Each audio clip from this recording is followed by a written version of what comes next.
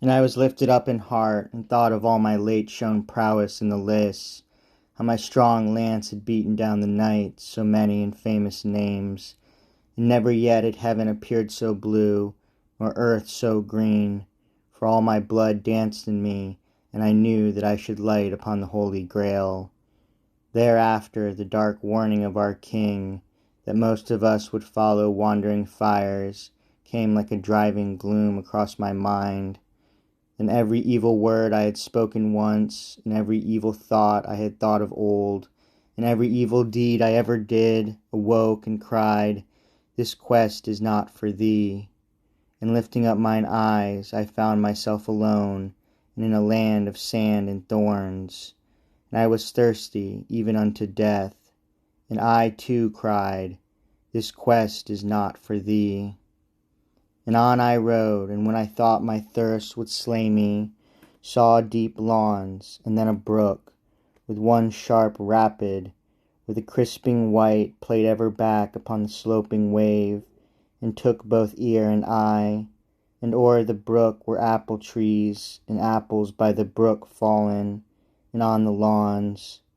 "I will rest here," I said, "I am not worthy of the quest." But even while I drank the brook, and ate the goodly apples, all these things at once fell into dust, and I was left alone and thirsting in a land of sand and thorns.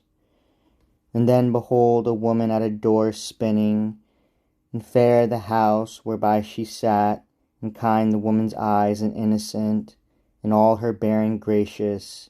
And she rose opening her arms to meet me, as who should say, "Rest here." But when I touched her, lo, she too fell into dust and nothing, and the house became no better than a broken shed, and in it a dead babe, and also this fell into dust, and I was left alone.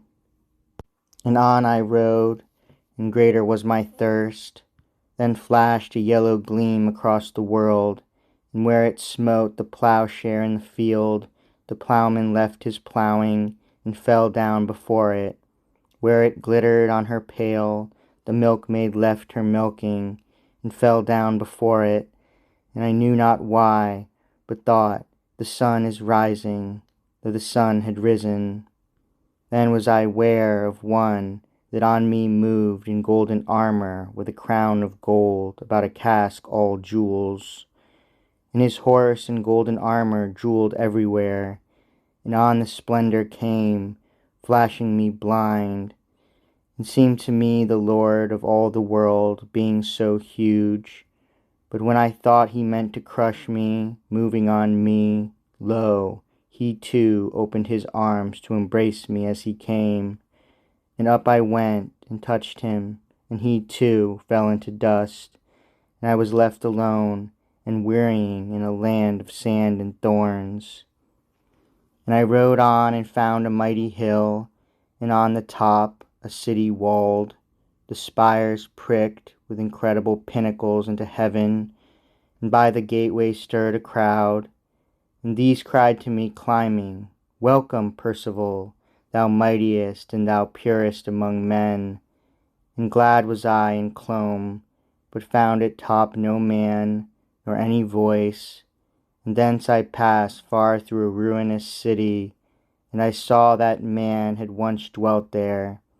But there I found only one man of an exceeding age.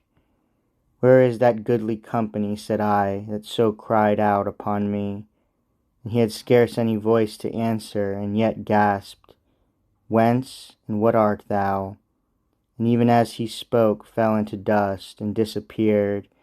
And I was left alone once more, and cried in grief, "Lo, if I find the Holy Grail itself and touch it, it will crumble into dust."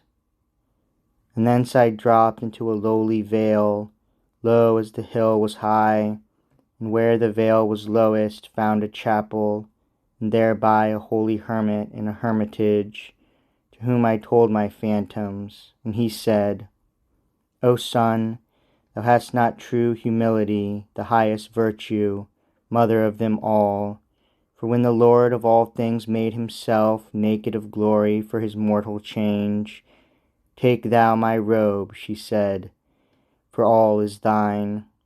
And all her form shone forth with sudden light, so that the angels were amazed, and she followed him down, and like a flying star led on a grey-haired wisdom of the East. But her thou hast not known. For what is this thou thoughtest of thy prowess and thy sins? Thou hast not lost thyself to save thyself as Galahad. When the hermit made an end, in silver armour, suddenly Galahad shone before us, and against the chapel door laid lance, and entered, and we knelt in prayer, and there the hermit slaked my burning thirst, and at the sacring of the mass I saw the holy elements alone. But saw ye no more? I, Galahad, saw the Grail, the holy Grail, descend upon the shrine. I saw the fiery face as of a child that smote itself into the bread and went.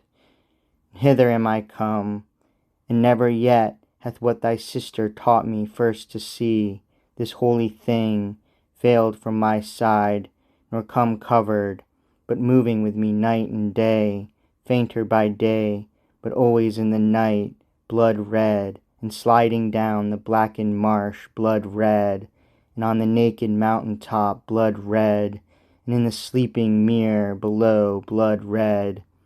And in the strength of this I rode, shattering all evil customs everywhere, and passed through pagan realms, and made them mine, and clashed with pagan hordes, and bore them down, and broke through all, and in the strength of this come victor.